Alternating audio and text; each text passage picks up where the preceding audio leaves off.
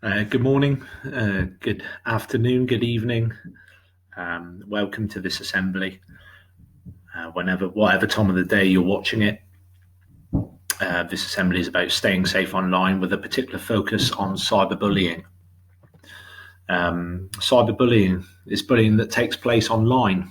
Unlike bullying in the real world, online bullying can follow the child wherever they go, through social networks, gaming, and mobile phones. What we're going to do, first of all, we're going to have a look at the types of cyberbullying that take place. And many of these types of cyberbullying you've probably experienced, and you need to be aware of the fact that it is cyberbullying and not just accept it.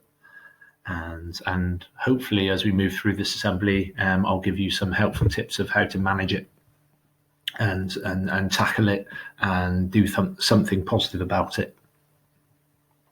So, first of all, first type of cyberbullying is sending threatening or abusive text messages. Creating and sharing embarrassing images or videos. Trolling. Trolling is the sending of menacing or upsetting messages on social networks, chat rooms, or online games. Excluding children from online games, activities, or friendship groups. Invites to birthday parties. Not that would be going on at the moment. There might be some virtual meets or virtual groups, but it's that exclusion which does count as cyberbullying.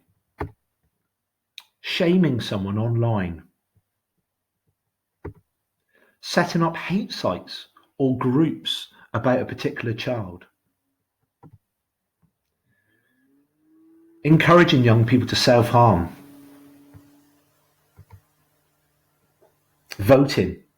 Voting for or against someone in a particular poll. Creating fake accounts, hijacking or stealing online identities to embarrass a young person or cause trouble using their name. The sending of explicit messages, also known as sexting. The pressurizing of children or others into sending sexual images or engaging in sexual conversations. Now, those last two are in fact a crime. It is a crime to send explicit messages, and it is a crime to pressurize others into sending. We've done many assemblies on this as heads of house, and actually the sharing, even if you didn't create that image, the sharing or even the viewing of that image is a form of abuse, and that is a crime where the police will become involved. So in this time of social distancing and lockdown, we've all spent an increasingly amount of time online. Even myself, I sometimes look at my screen time at the end of the day, and I can see that it says there's been an increase of 10% today, and that's not even accounting for the amount of time that I'm spending on my laptop or responding to emails. But for you guys, this increased amount of time that you're spending online, this screen time, actually increases the chances of you being exposed to cyberbullying. And I dare say many of you might have experienced some of these, which I've just described in detail.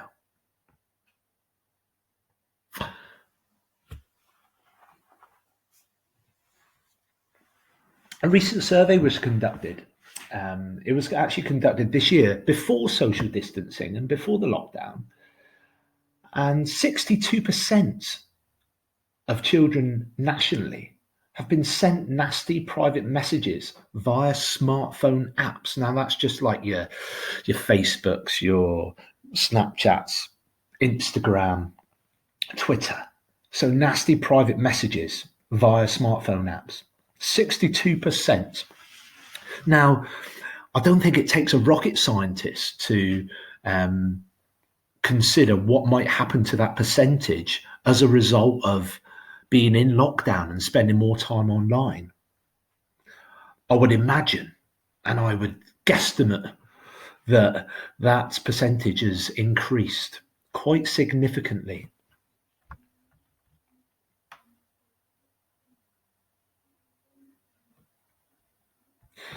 I think it's also important to highlight at this stage that most of the apps and social networking sites are for people aged 13 and over. And these social networking sites state that bullying, abusive behaviours, which include harassment, impersonation, and identity theft, are banned and are not allowed. Another study actually showed that, and this was the National Bullying Survey in 2019, showed that 91% of people who reported cyberbullying to these networking sites, Facebook, Snapchats, 91% who reported bullying said that no action was taken. And this is really sad because this leaves the users feeling disbelieved or vulnerable, and it might even knock their self-esteem. So I would say a general rule when making a complaint about being bullied online to these big social networking sites is to copy the terms and conditions which have been breached and take a screenshot of the comment or photo as evidence. So hopefully your parents are listening to this with you as well, because I think this is really helpful for parents. So I'll just repeat that bit. To copy the terms and conditions which have been breached and take a screenshot of the comment or the photo as evidence. Now, this may prompt any of these sites and apps to take action as you have shown them their obligation to investigate and take appropriate action. Now, I just want to go through some general safety tips which we can all follow during this period of spending a bit more time online. And most of these are just common sense. So, keep it private. Don't post anything on a social networking site which gives your real name, address, school, phone number, or which will allow a stranger to contact you in real life. Make sure you don't ID your friends either. Don't upload anything that might embarrass you at a later date. You might not realize it, but things you post on interview or things you post on the internet could come back to cause you problems later on. For instance, when you go for an interview for a college or a job. So if you are not happy for it to be shown to the world, or if you put it this way, if you wouldn't show it to your mum and dad, then do not hit send. Remember, once you send it, you have lost control of that image or comment. If you have a webcam or smartphone, never be pressurized into taking pictures of yourself that wouldn't want other people to see. Again, would you show it to your mum and dad? If no, don't send it. Trust your gut instinct over this. Once again, once you hit send, you have lost control over that picture, and this can cause anxiety and stress moving forward. If you're using a shared computer at home,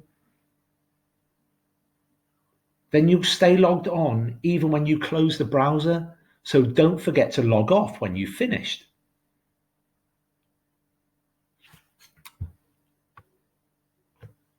Location settings. Many social networks like Facebook and Twitter allow you to post your location or check in each time you tweet or post a status update. This might seem like fun for your friends to know where you are, but it can also mean that people don't know, or people you don't know will see where you are, especially if you're posting from your mobile on a profile that is public.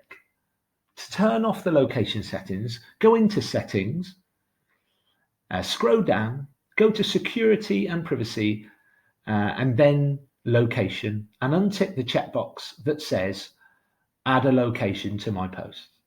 You can also press the button that says delete all location data to clear information about where you've been in the past.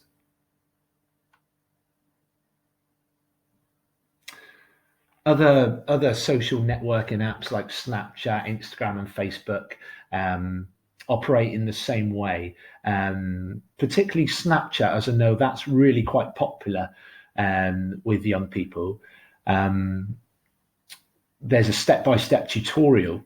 You get three choices actually, who can see your post, whether it be all of your friends or select friends or only me. Choosing only me activates what it calls ghost mode, meaning that you can see others, but they can't see you. To turn off location data altogether, you'll need to visit your phone settings where you can scroll down to Snapchat, click on location and choose to never share. And like I said, that goes for all apps. Moving on to hashtags. Be wary of using hashtags that can open up your post to be visible on that particular hashtag thread on any social networking app, like hashtag surfer or hashtag teacher of the year. It can open up your post and your account to a wider audience than you originally intended, thus opening you up for comments from a wider audience, thus increasing the chances of cyberbullying and abusive comments. There's other inappropriate behaviours that go on in line. So if anyone makes you feel uncomfortable or embarrassed online, then please tell your parents or someone that can help. Maybe contact your tutor over this period, or even me. If they're doing it to you, then they might also be doing it to other people. That's a thing which we often find in these situations. You're not the only one. It's particularly important never to meet up with anyone you meet online or in real life. Now, that's highly unlikely to happen now, but I just need to re-emphasize that message.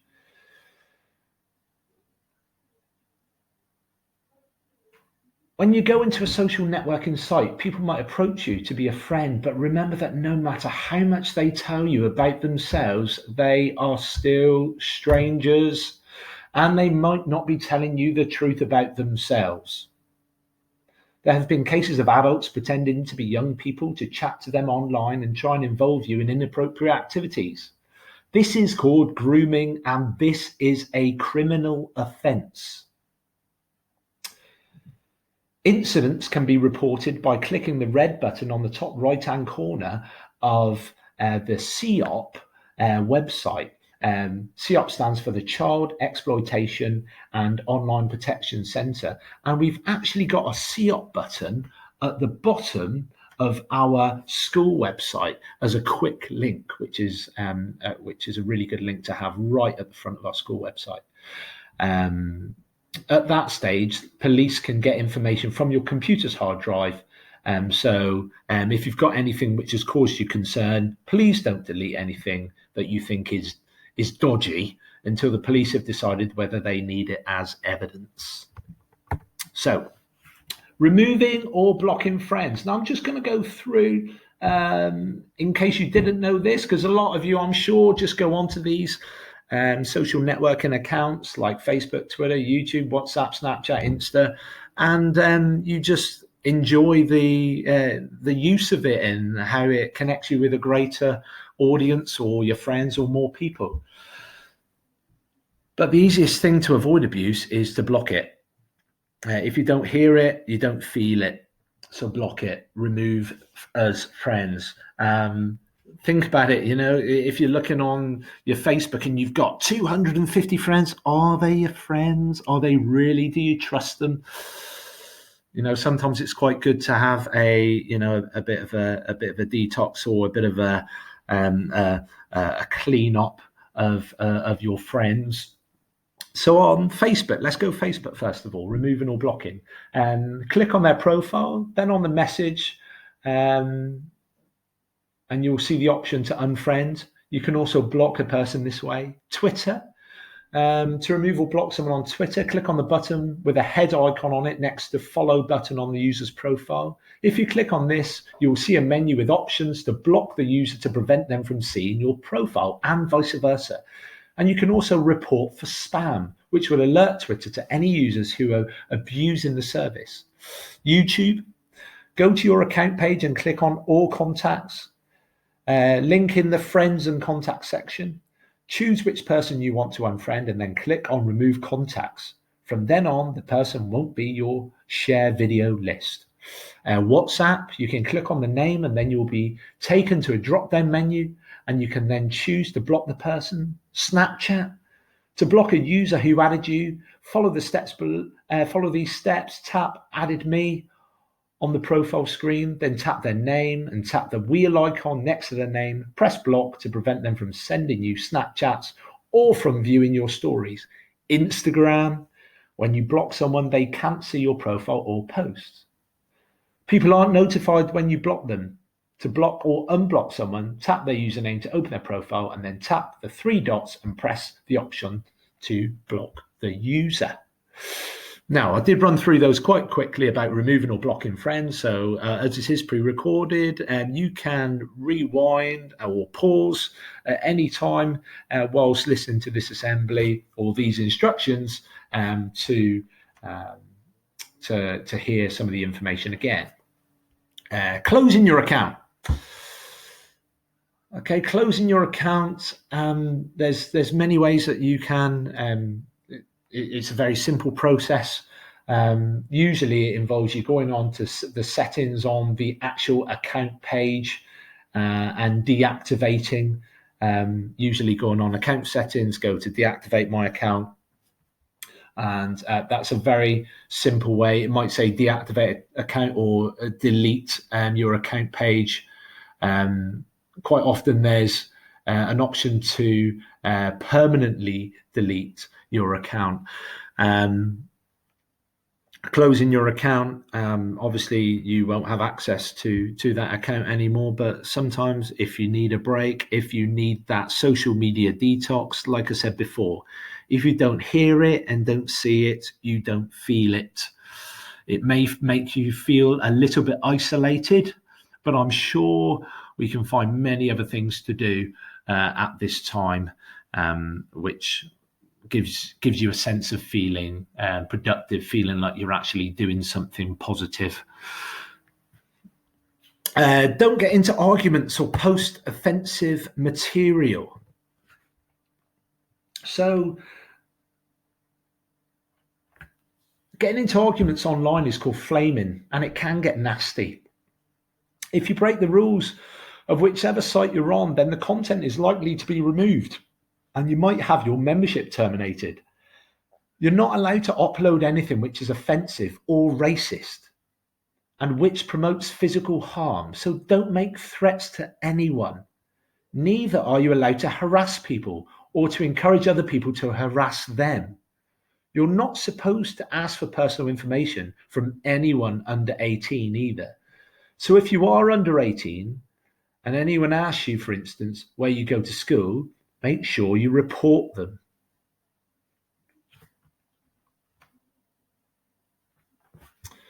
Spreading rumours. Don't spread rumours or make up false things about a friend you've fallen out with. You are not allowed to upload anything which is threatening, abusive, or which is defamatory. It's defamatory if you say untrue things about someone, which gives them a bad reputation they don't deserve. It can also be harassment, and harassment is a criminal offence in the UK. You're not supposed to upload a picture or video of anyone without their permission. So never set up a social networking web account in the names of other people or upload false information about them.